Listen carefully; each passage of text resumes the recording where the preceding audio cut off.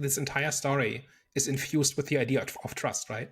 Which is interesting, but I'm not sure that it kind of culminates in a message, which actually is kind of refreshing. Like I'm totally okay with a movie just kind of presenting a topic and then you kind of make up your own mind about specific things, right? There doesn't necessarily have to be a message.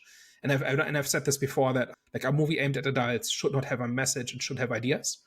And it seems like this does that, right? Like it does not simply have a simplistic message of trust or don't trust or whatever it might be. It's more like, hey, let's approach this topic from like 6 different angles and then see what comes out and how you respond to it.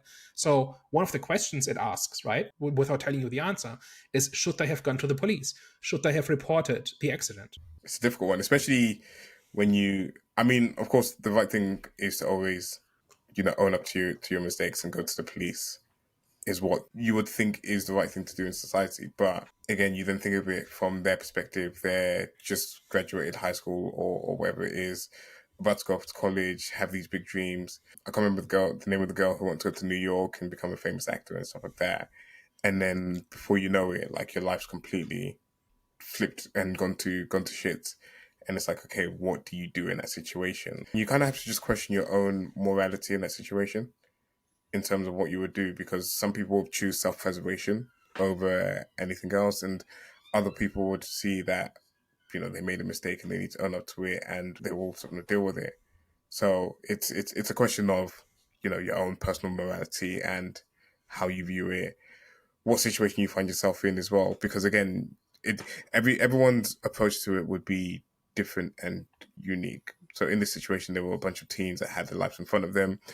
We spoke about juror number 2 off camera, but in that situation, he was having a baby. And for anyone that hasn't watched the movie, it's just about a juror that thought he hit a deer, and it's actually a similar situation to this movie. Actually, thought he hit a deer, but actually run over a girl and killed her, and then gets called up to jury service for the murder that he actually committed. With somebody else being charged for it, yeah, who he knows is innocent because he's the one who did it.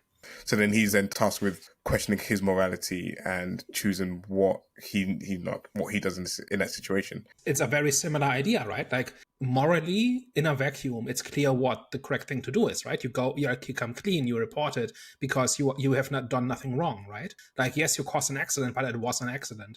But what if the system punishes you for doing the right thing?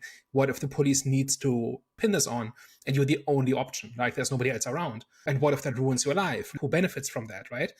Like the guy's already dead. Like you didn't intend it. It's tragic, but it's done.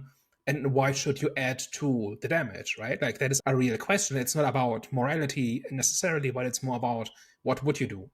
And like the basic impulse of it is the same between the two movies, right? Yeah, no, for sure.